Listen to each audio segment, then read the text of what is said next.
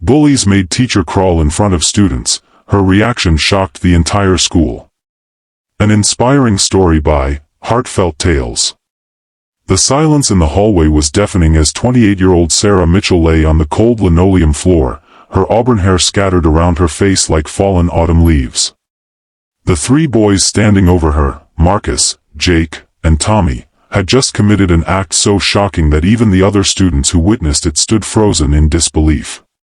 They had dragged their new English teacher by her hair, forcing her to crawl in front of everyone. But what happened next would change not just their lives, but the entire school forever. If this story moves you, please take a moment to like and subscribe to Heartfelt Tales. We share stories that touch the soul and inspire change. Sarah slowly rose to her feet, brushing the dust from her modest blue dress. Her hands weren't shaking from fear, they were steady with purpose. The boys expected tears, screaming, or perhaps a frantic call to the principal's office. Instead, Sarah looked each of them directly in the eyes, her voice calm and measured. "Thank you," she said quietly. "You've just shown me exactly who needs my help the most." The three bullies exchanged confused glances. This wasn't the reaction they had anticipated. Marcus, the ringleader with his signature leather jacket and permanent scowl, took a step back. Jake, whose massive frame usually intimidated everyone, suddenly felt smaller. Tommy, barely 16 but already hardened by years of anger, found himself unable to maintain eye contact. Sarah had arrived at Lincoln High just 2 weeks earlier, transferring from a prestigious private school where discipline was strict and respect was a given. Lincoln High was different. It was a place where hope seemed as scarce as funding, where many teachers had given up trying to reach the most troubled students. But Sarah had specifically requested this assignment. She knew exactly what she was walking into, and more importantly, she knew why. The incident in the hallway wasn't random. Sarah had been observing these three boys since her first day. Marcus Rivera came from a broken home where his father's belt spoke louder than words. His aggression was a shield, protecting a child who had learned that being feared meant being safe. Jake Thompson was the gentle giant who had been bullied for his size until he decided to become the bully instead, convincing himself that intimidation was better than isolation. Tommy Chin carried the weight of impossible expectations from his immigrant parents, his violence a desperate cry for attention in a house where academic perfection was the only language of love. Sarah understood their psychology because she had once been there herself. Growing up in foster care, bouncing from home to home, she had learned to read people's pain like a survival skill. She recognized the signs because she had worn them like armor for years. The next morning, Sarah walked into her classroom to find her desk vandalized, profanity scrawled across her lesson plans, and her personal photos torn to pieces. The three boys sat in the back row, arms crossed, waiting for her reaction. Other teachers would have called security. The principal would have suspended them immediately. But Sarah had a different plan. She calmly cleaned up the mess, then began her lesson as if nothing had happened. But instead of teaching Shakespeare as scheduled, she told a story. She spoke about a young girl who bounced between 15 different foster homes, who learned to fight before she learned to trust, who built walls so high that even kindness couldn't climb them. This girl, Sarah continued, walking slowly between the rows of desks, thought that if she hurt others first, they couldn't hurt her. She believed that respect earned through fear was better than no respect at all. She was wrong, but she didn't know it yet. Marcus shifted uncomfortably in his seat. Jake stared at his hands. Tommy's usual defiant expression began to crack. Over the following weeks, Sarah employed a strategy that went against every conventional approach to dealing with bullies. Instead of punishment, she offered understanding. Instead of exclusion, she provided inclusion. When the boys acted out, she didn't respond with anger, she responded with curiosity about what pain was driving their behavior. She started staying after school, not for detention duty, but to offer tutoring to anyone who needed it. Marcus was the first to show up, claiming he was only there because he had nowhere else to go. Sarah helped him with his English essay, but more importantly, she listened when he talked about his father's drinking and his mother's long work hours. Jake joined the next week, initially just to keep Marcus company. But when Sarah asked him to help her move some heavy boxes, treating his size as an asset rather than a threat, something shifted. For the first time in years, someone saw his strength as something positive, something helpful rather than frightening. Tommy was the last holdout, his pride wounded by what he saw as Sarah's pity. But when she approached him in fluent Mandarin, speaking about the pressure of living between two cultures, two sets of expectations, his carefully constructed walls began to crumble. The transformation didn't happen overnight. There were setbacks, moments when old patterns reasserted themselves. The day Jake got into another fight, Sarah didn't lecture him about violence. Instead, she asked him to help her understand what was really bothering him. The day Marcus came to class with bruises on his arms, she didn't pry, but she made sure he knew her classroom was a safe space where he could just be a kid learning about literature instead of a young man trying to survive. The breakthrough came 6 weeks after the hallway incident. Sarah had assigned a creative writing project, write about a moment when someone's kindness changed your perspective. Most students groaned, but she noticed the 3 boys in the back actually paying attention.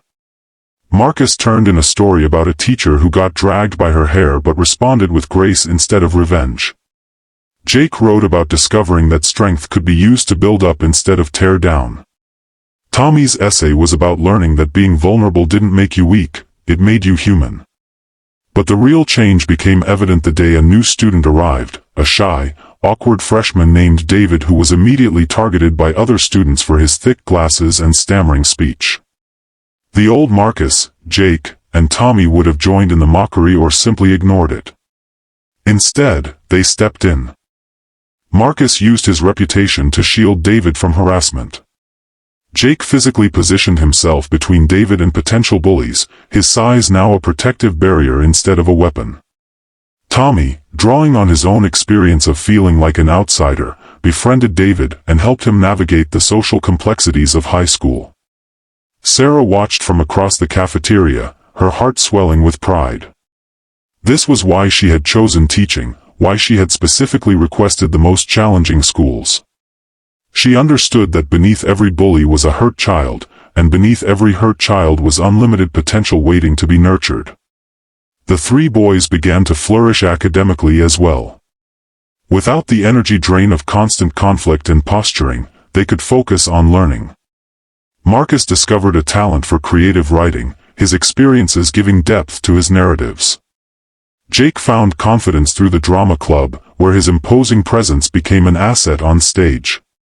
Tommy channeled his perfectionism into academic achievement, but with self-compassion rather than self-punishment. The school noticed the change too.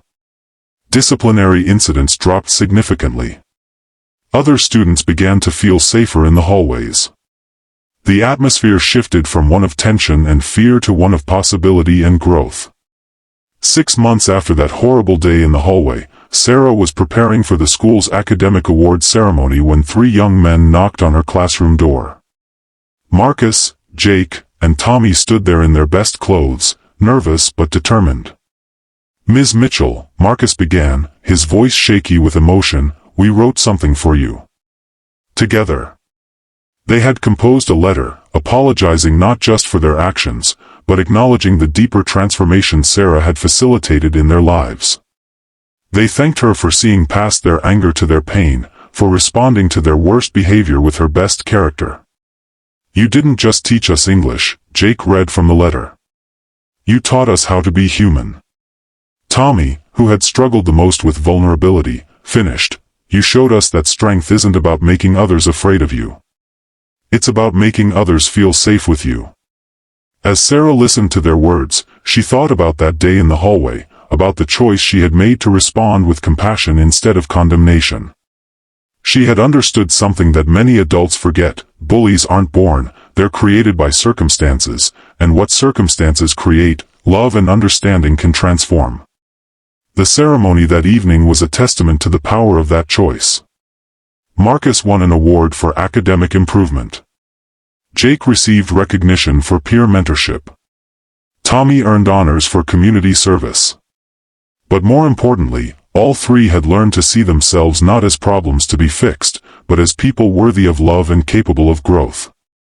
Standing at the podium to address the audience, Sarah reflected on the journey they had all taken together. "Education," she said, looking directly at her three former tormentors who now sat proudly in the front row with their families, "is not about filling empty vessels with knowledge. It's about lighting fires in hearts that have grown cold, about seeing the light in souls that have forgotten how to shine." The applause was thunderous, but what moved Sarah most was seeing Marcus, Jake, and Tommy on their feet, clapping loudest of all, their faces bright with the kind of joy that comes from discovering your own worth. Years later, Marcus would become a social worker, dedicating his life to helping at-risk youth. Jake would become a teacher himself, specializing in working with students who struggled with anger and aggression. Tommy would become a counselor, bridging cultural gaps and helping immigrant families navigate the challenges of adapting to a new country. And Sarah? She continued to teach, continued to see the potential in every troubled student, continued to respond to hate with love and to violence with understanding. Because she had learned the most important lesson of all, that every person, no matter how lost they seem, is just one act of genuine compassion away from finding their way home. The story of what happened that day in the hallway spread throughout the district, then the state, becoming a powerful example of how understanding the psychology behind harmful behavior can transform lives. Sarah's approach, seeing bullies not as irredeemable problems but as hurting children in need of guidance, challenged traditional disciplinary methods and opened new conversations about restorative justice in education. Her response to being dragged by her hair had indeed left those boys speechless, but not because of shock or fear.